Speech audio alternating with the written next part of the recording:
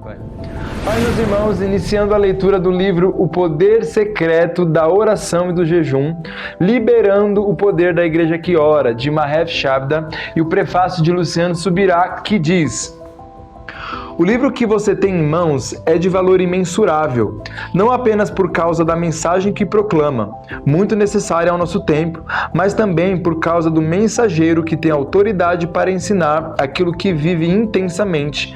Mahesh Chavda fez por 30 vezes períodos de 40 dias de jejuns antes de começar a ensinar sobre o assunto. Posso testemunhar que fui encorajado por essa leitura, muitos anos atrás, a dedicar-me mais intensamente à prática de jejuns prolongados. Há muitos mitos acerca do jejum, seja na perspectiva doutrinária ou até mesmo na medicinal. Um deles é o de que faz mal à saúde. Obviamente, um jejum, especialmente prolongado, requer cuidados, tanto para iniciá-lo, como para praticá-lo e também para encerrá-lo. Entretanto, praticado de forma correta, nunca será prejudicial à saúde, muito pelo contrário. O jejum precisa ser estimulado, e além da pregação e ensino bíblico que produzem fé, Romanos 10:17, as experiências compartilhadas por quem jejua tanto esclarecem quanto encorajam outros a adentrar na prática dessa bendita disciplina. Jesus condenou o exibicionismo dos fariseus, que faziam questão de parecer contristados aos homens para promover uma aparente espiritualidade, em Mateus 6, 16 ao 18. Ele não proibiu, como muitos interpretam sua fala, de se comentar sobre a prática do jejum. Isso seria contraditório ao registro bíblico do jejum que o próprio Jesus fez. Como se sabe que Cristo estava sozinho no deserto, fez um jejum de 40 dias? Certamente porque ele contou. Obviamente que isso não significa que Nosso Senhor teria saído alardeando sua experiência perante todo mundo, mas que discretamente repartiu sua experiência com os discípulos. E o que dizer dos jejuns coletivos, como o dos líderes da igreja em Antioquia, em Atos 13, 2 e 3. Certamente não há como mantê-los em segredo. Nosso Senhor declarou: assim brilhe também a luz de vocês diante dos outros, para que vejam as boas obras que vocês fazem e glorifiquem o Pai de vocês, que está nos céus. Mateus 5,16. Se fosse proibida a notoriedade das nossas obras, como seria possível resplandecer a luz diante dos outros? Como seria possível aos homens ver as boas obras que praticamos? Penso que o diferencial é encontrado na parte final da declaração do nosso Senhor: e glorifiquem o Pai de vocês que estás nos céus. O ponto em questão é quem recebe a glória, Deus ou o homem. Se agirmos corretamente, o que inclui um alinhamento nas motivações do coração, o Pai Celestial será glorificado. Creio que está chegando a hora, uma estação profética para nossa geração, de compreendermos e praticarmos o jejum como jamais fizemos. Isso só será possível através do ensino bíblico e do encorajamento prático, não do silêncio. Oro para que esse material cumpra esse papel de estímulo e encorajamento ao jejum em sua vida. Boa leitura, Pastor Luciano Subirá, da comunidade Alcance, coordenador da Alvalho.com e autor best-seller. Capítulo 1. Qual a resposta para Steve? No início da minha caminhada com Cristo, trabalhei em um hospital para crianças com deficiência mental em Lubbock, Texas. Exatamente como Jesus foi dirigido ou impelido pelo Espírito Santo ao deserto, fui impelido ao entrar no meu deserto no Texas. Uma escola pública para crianças de alto grau de deficiência. Foi um dos lugares mais trágicos em que já estive. Meus dias eram preenchidos com horas de sofrimento, de interação com crianças feridas e despedaçadas num ambiente cheio de odores mais podres que você pode imaginar. As crianças com quem eu trabalhava não tinham controle nenhum de seu esfíncter. Muitas vezes, elas lambuzavam as fezes, elas mesmas, nas portas e até a mim. Com frequência, eu questionava: Senhor, és tu realmente que me dirigiste até aqui? Logo, compreendi que o Senhor me havia levado até lá pela sua soberania, para me ensinar sobre Ele mesmo. Aquele lugar, em Lubbock, Texas, foi a minha escola particular do Espírito Santo. Na verdade, a maioria dos princípios chaves que uso hoje no meu ministério aprendi naquele lugar. Havia ali centenas de criancinhas, e a maioria delas basicamente rejeitadas ou descartadas pelos próprios pais. Embora oficialmente fossem guardadas pelo Estado, na verdade eram pedacinhos de humanos feridos que ninguém queria ou reivindicava. O Senhor me disse: minha palavra diz, ainda que te abandonem pai e mãe, eu te acolherei. Quero que você vá e ame esses pequeninos e seja meu embaixador do amor. E então eu fui. Nas primeiras 9 horas eu trabalhava com crianças do ambulatório, que podiam andar. Depois ia para a ala daquelas que não eram capazes de andar, trabalhar com bebês deficientes mentais. Muitas de suas mães eram dependentes químicas de heroína e outros chegaram lá depois de terem sido brutalmente atacados e feridos por pais alcoólatras em uma crise de raiva ou em delírio alcoólico. Esses bebês ficavam em pequenos berços até serem grandes demais para permanecerem ali. Eu pegava aqueles bebês em meus braços, abraçava-os e gentilmente embalava-os em uma cadeira de balanço, enquanto orava em línguas, minha língua de oração do Espírito. Eu sabia que Jesus os amava e sabia que tinha de amá-los também. Era como se Jesus tivesse partido seu coração e colocado um pedacinho dele em mim.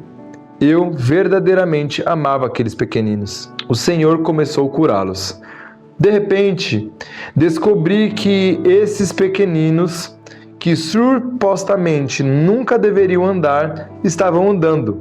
Uma garotinha que tinha uma ficha médica confirmando que nascera cega, havia começado a enxergar e responder visualmente.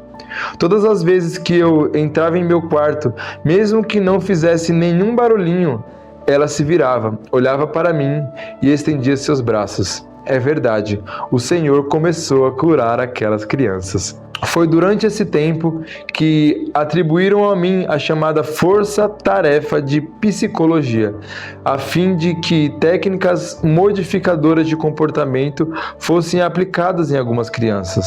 Essas técnicas foram designadas a adolescentes selecionados de 15, 16 e 20 anos de idade, para ensiná-los como amarrar seus sapatos e ir ao banheiro sozinhos. Nunca me esqueci do dia em que me encontrei com um garoto de 16 anos, a quem chamarei de Steve. Steve era portador de síndrome de Down, uma moderada a grave forma de retardo mental frequentemente caracterizada pela redução da capacidade mental e determinadas deformidades físicas. Steve fora afligido com algo ainda pior. Ele se automutilava, gritava e constantemente batia no próprio rosto. O conselho de psicólogos da escola havia conseguido permissão das autoridades responsáveis de Austin, no Texas, para aplicar uma terapia de choques elétricos em Steve durante um período de 6 meses.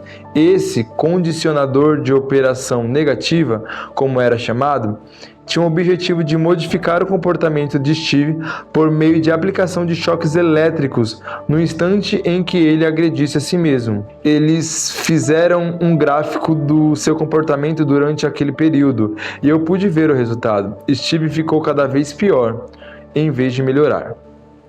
Na época em que eu estava lá, seu rosto era semelhante à pele seca de um jacaré, porque continuamente se batia.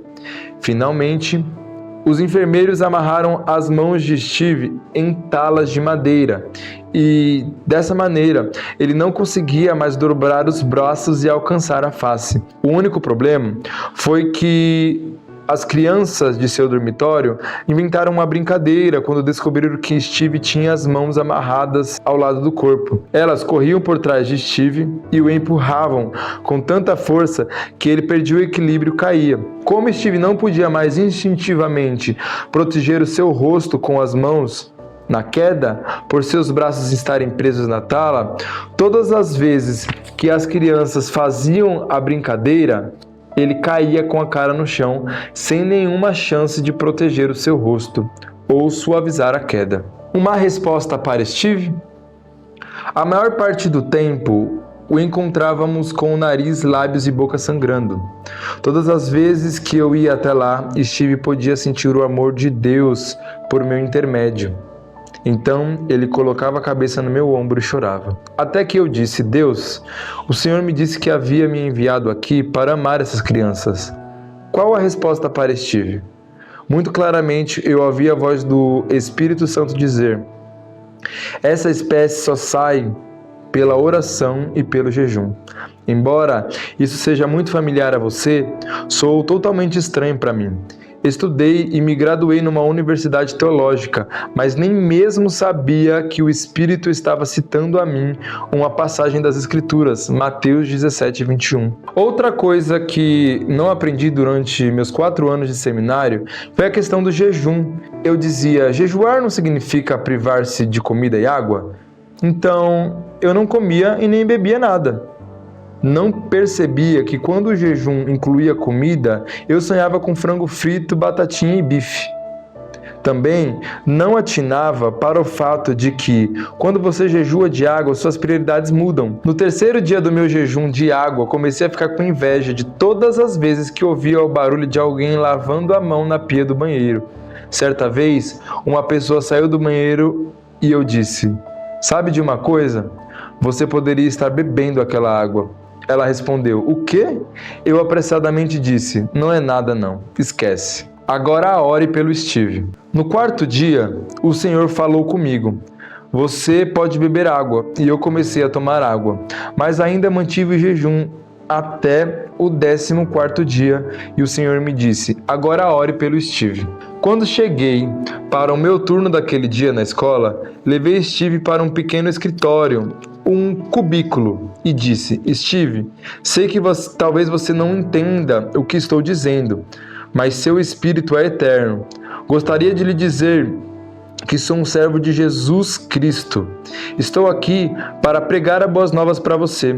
Queria que você soubesse que Jesus Cristo veio para libertar os cativos. Então eu disse: em nome de Jesus, espírito maligno da mutilação, saia em nome de Jesus. De repente, o corpo de Steve foi arremessado a aproximadamente 2,5 metros de altura.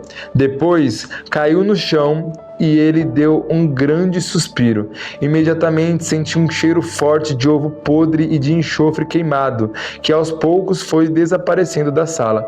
Rapidamente corri em direção de Steve, carreguei em meus braços e retirei as talas de madeira enquanto ele me olhava com aqueles olhos enormes. Então Steve começou a dobrar os braços e sentir suavemente seu rosto. Eu olhei, gentilmente tocar seus olhos, nariz e ouvidos. Então ele começou a chorar e soluçar. Ele percebeu que pela primeira vez não estava sendo levado a bater em si mesmo. Suavemente tocava seu rosto e estava liberto. Naquele momento inesquecível, o Senhor me revelou uma arma poderosa que Ele nos deu para destruir os laços fortes da prisão e para libertar os cativos. Em poucos meses, todas as cicatrizes desapareceram do rosto de Steve. Ele começara a curar-se, porque não batia mais em si mesmo.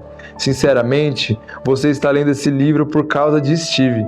Sou grato a Deus por esse jovem e pela maneira com que o Senhor usou a minha compaixão nessa situação desesperadora para me poder comunicar a verdade divina que Ele gostaria de comunicar também a você, aquele que busca a verdade.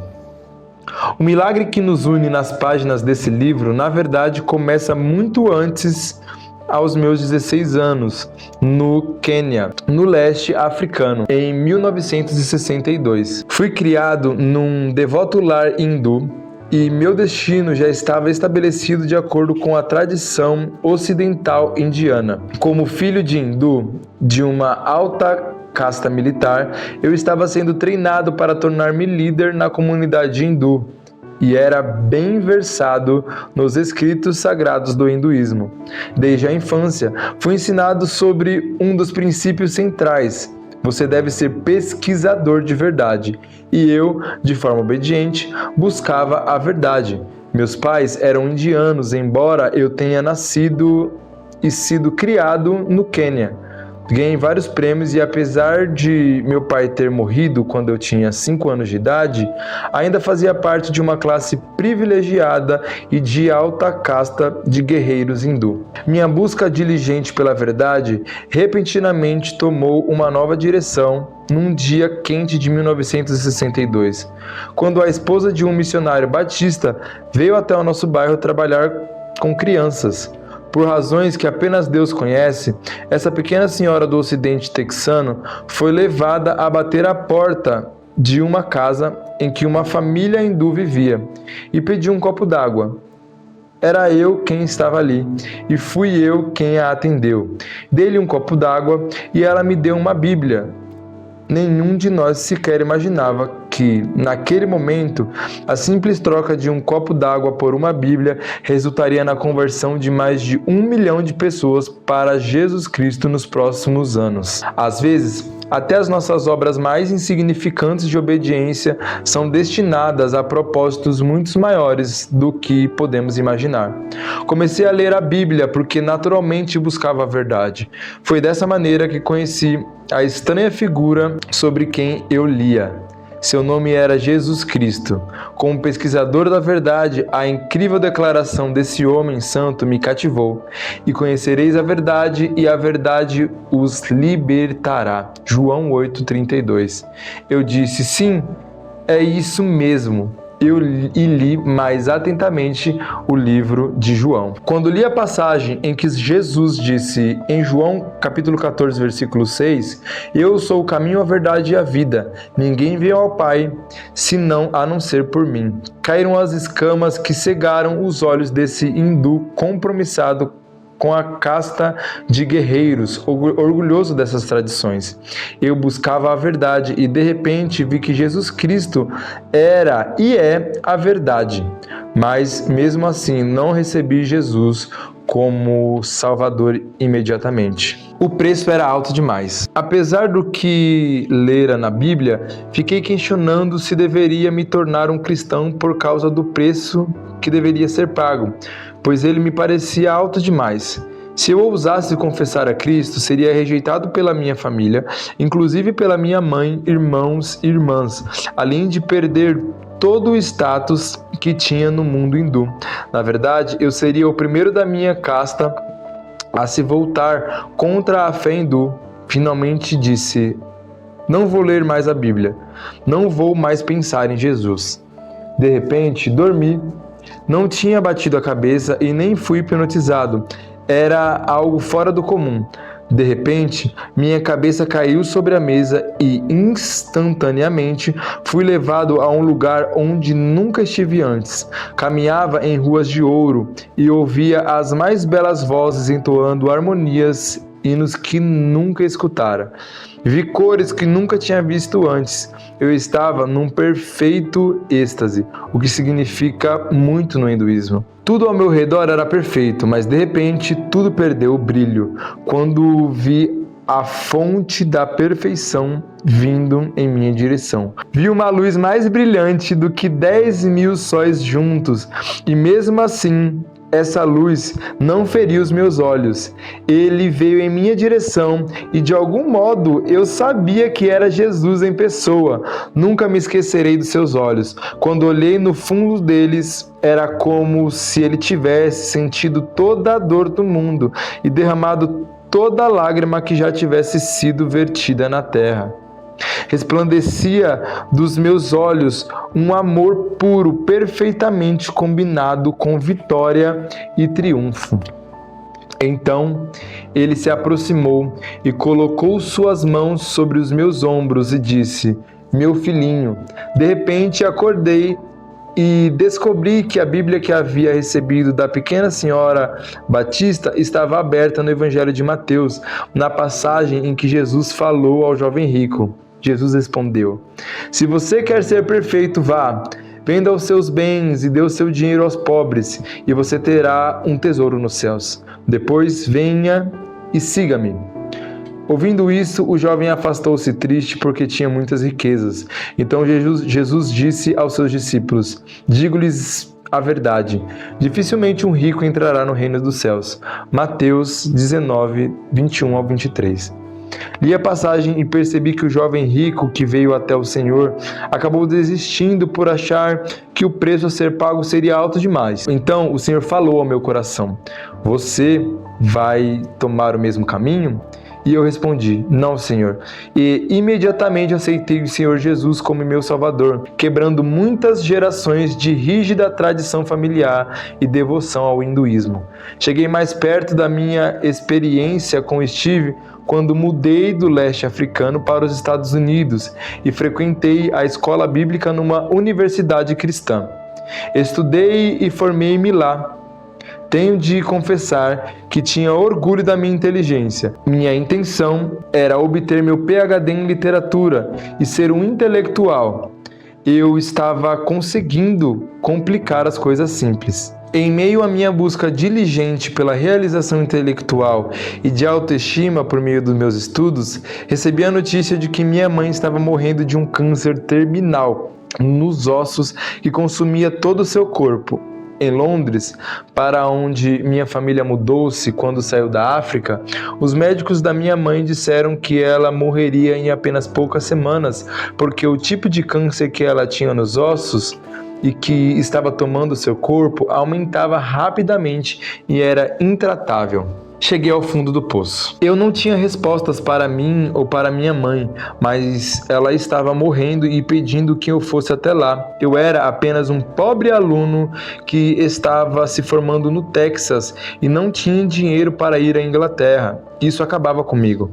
Havia chegado ao fundo do poço e tudo o que eu podia fazer era chorar incontrolavelmente. Finalmente, na terceira noite, depois de 3 dias de choro e tristeza, tive uma experiência incomum. Novamente, dormi e fui levado ao mesmo lugar em que havia estado anos antes, quando vi as ruas de ouro. Dessa vez, eu estava num gramado, ajoelhado aos pés de Jesus. Olhava em sua face com minhas mãos estendidas e cantava para ele. Jesus colocou as suas mãos nos meus ombros e fiquei surpreso ao perceber que estava cantando para ele numa língua inteligível. Então acordei, sabendo que alguma coisa tinha acontecido. Quando senti o desejo de orar, obedeci e disse: Jesus. Naquele momento, um vento entrou em meu quarto e deixou-me sem ar. Então senti algo queimando dentro de mim quando tentei abrir a boca e de repente comecei a cantar uma música em outra língua que eu não conseguia entender. Meu lado intelectual dizia: isto é estranho. Porém, o resto do meu corpo dizia: isso até pode ser estranho, mas é a coisa mais maravilhosa que já senti. Continuei a cantar nessa língua estranha por mais 1h30. A única pessoa espiritual que eu conhecia naquela época era uma freira católica que conhecera na universidade. Eu mal podia esperar para conversar com alguém sobre o que havia me acontecido. Então corri para encontrar a irmã Marcia. Eu disse: irmã Marcia, deixe-me contar o que aconteceu comigo hoje. Depois de contar-lhe minha experiência, perguntei: estou ficando maluco? Nunca me esquecerei da sua resposta. Ela colocou seus livros sobre a mesa, olhou para mim com alegria e disse: louve ao Senhor, irmão. Você foi batizado com o Espírito Santo. O Espírito Santo tornou-se muito real para mim naquele dia em diante. Ele começou a falar comigo e rapidamente percebi que ele é uma pessoa. Ele começou a me falar sobre Jesus. Ele disse: Jesus Cristo é o mesmo ontem, hoje e para sempre. E eu ainda não havia lido essas páginas em Hebreus capítulo 13, versículo 8. Então eu disse: como assim? Ele respondeu: Jesus é o mesmo ontem, hoje e para sempre. Ore pela sua mãe. Dessa vez eu disse sim. Outra vez ele falou: Jesus Cristo é o mesmo ontem, hoje e para sempre. Finalmente eu disse: Senhor, o que está tentando me dizer? E ele respondeu: Jesus curava há 2000 anos, ele ainda cura hoje. Quando perguntei o que o Senhor quer me dizer com isso, ele disse: ore por sua mãe. Já que eu não sabia de nada, não havia sido ensinado que a cura não era para hoje, orei por ela, como Deus havia dito. Poucos dias depois, recebi a notícia de que minha mãe havia sido completamente curada da doença terminal. Minha mãe viveu mais 24 anos depois daquela cura e recebeu Jesus Cristo antes de falecer. Quando recebi o batismo com o Espírito Santo, ele começou a me guiar. Isso foi quando ele me levou para Lubbock, no Texas, onde conheci Steve e muitas outras crianças preciosas que tinham uma grande necessidade do amor e poder de Deus. A verdade sobre o jejum que aprendi ali se tornou uma palavra viva para mim desde aquele dia. Em 1971, comecei a fazer jejuns de um dia. Em 1972, comecei a fazer jejuns de 3 dias por diversas semanas e depois fiz alguns jejuns de 7 e 14 dias. Em 1973, fiz vários jejuns de 7, 14 e 21 dias, conforme a instrução do Senhor. Durante essa época, o Senhor estava me ensinando o ritmo cadenciado da graça, que acontece quando nos submetemos completamente à sua liderança. Jejuar é uma capacitação significativa que aumenta os efeitos de descansar no Senhor. Não deveria ser um jugo pesado. Ao entrar nessa jornada, encorajo você a encontrar a cadência da graça, equilibrada com a humildade de sua alma, sabedoria e obediência. Se você estiver grávida, amamentando ou passando por um tratamento médico, recomendo que consulte seu médico antes de começar a jejuar. Agora faça 2 jejuns de 40 dias. Em 1974, estava pastoreando uma igreja em Liveland, no Texas, quando o Senhor falou comigo: comece a fazer jejuns de 40 dias. Fiz os jejuns de 40 dias e na maior parte do tempo encontrei graça. No ano seguinte, novamente fui levado a fazer um jejum de 40 dias e diversos jejuns de 14 e 21 dias. Bonnie e eu nos casamos em 1976 e foi nesse ano que o Senhor me disse: agora comece a fazer 2 jejuns de 40 dias. Depois disso, por muitos anos fiz 2 jejuns de 40 dias por ano e no mínimo 2 jejuns de 21 dias. Segui esse padrão de 2 jejuns de 40 dias por ano até 1988, com jejuns adicionais de durações diferentes conforme a direção do Espírito Santo. Em 1989, fui levado a fazer apenas um jejum de 40 dias. No total, fui levado pelo Espírito Santo a fazer 30 jejuns de 40 dias separadamente. Nos primeiros 19 jejuns, eu me permiti apenas beber água. Depois, o Senhor permitiu que eu começasse a tomar sucos. No total, durante aquele período fundamental da minha vida em ministério, jejuei 120 dias por ano. Eu não entendia totalmente o que o Senhor estava fazendo naqueles anos, mas sabia que eu amava Jesus. Também sabia que Ele tinha me pedido para jejuar e orar por seu povo a quem Ele amava. Tudo o que eu queria fazer era obedecer. Aqueles que me conheciam ou eram de alguma forma ligados proximamente a mim, por eu ser pastor ou líder na época, sabiam dos jejuns. Mas por mais de 10 anos o Senhor não permitiu que eu anunciasse publicamente, nem explicasse ou ensinasse sobre o jejum em reuniões públicas. Durante aqueles anos, o Senhor estava estabelecendo um fundamento profundo. Estava fazendo algo secreto que apenas recentemente foi aberto, conforme ordens do Senhor. E esse parece ser, em muitos casos, o modo de ser dos jejuns. O Senhor deseja nos arrastar para o lugar íntimo do jejum, em que Ele pode desenvolver nossa vida interior quando ainda estamos engajados na vida da comunidade. Nem todas as pessoas entenderam. Rapidamente descobri que nem todas as pessoas compreendiam ou aceitavam o que eu estava fazendo. Havia algumas que me acusavam de fanático, outras simplesmente pensavam que eu estava sendo religioso demais. Meus piores críticos pensavam que eu era moralista. eu tenho que admitir que a crítica e a falta de compreensão doíam naquela época. Às vezes é inevitável que a obediência a esses imperativos divinos crie oposição, mesmo entre irmãos. A maior parte do tempo é porque o inimigo da nossa alma não mede esforços para se opor a qualquer atividade que ameace seriamente seu reino das trevas. Quando você está numa luta espiritual por meio da oração, louvor, adoração, intercessão e jejum, o inimigo virá para levantar impedimentos sobrenaturais e colocar obstáculos em seu caminho. Nos anos e décadas que se passaram desde que Deus me revelou o poder secreto do jejum na ocasião da libertação do jovem Steve, aquela revelação tornou-se uma palavra viva e uma pedra fundamental na minha vida e ministério em Cristo. Hoje, compreendo que Deus me deu um mandamento para ajudar a restaurar essa verdade sobre o jejum na sua igreja do final dos tempos.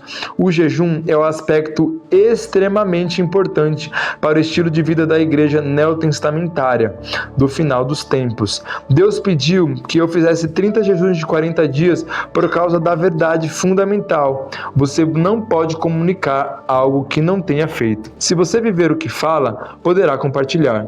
O Senhor ainda me disse: agora que eu pus diante de você as coisas, dou-lhe autoridade para comunicar essa verdade à igreja do final dos tempos, aos homens e às mulheres que fazem a obra de Jesus Cristo. Enquanto escrevo essas palavras, sinto satisfação e realização eternas. Esse livro é parte do fruto da semente plantada durante todos aqueles anos de escuridão, quando tudo o que eu sabia era que estava apenas obedecendo uma palavra do Senhor.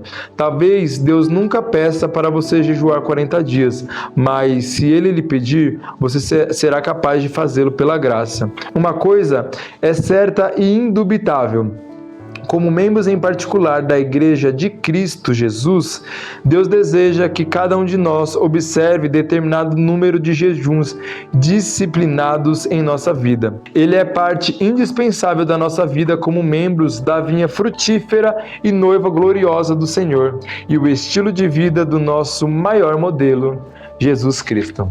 Findamos assim o capítulo 1 do livro Poder Secreto da Oração e do Jejum. E logo nos vemos no capítulo 2. Deus te abençoe e até breve.